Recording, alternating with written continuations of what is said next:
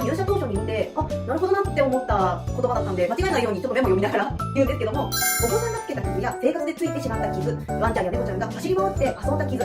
そういったものは全て傷ではなく味に変わるというふうに継続のホームページに書かれてるんですね。これ後でちょっとホームページ見てみてください。継続ではですね、こちらのこと経年美と呼んでおります。これは30年以上使用できる素材だからこそ年を経て美しさを保っていられるというのが他では表せない美しさだと思います。あの時の傷ってこれだよね、こういうことがあったよねって心が温かくなるようなムクフローリングにはそういった価値が付属していると思いました。無垢材はですね、確かに手のかかるところも多くありますが、家族と共有した時間というのを思い出として残せる味わい深い素材です。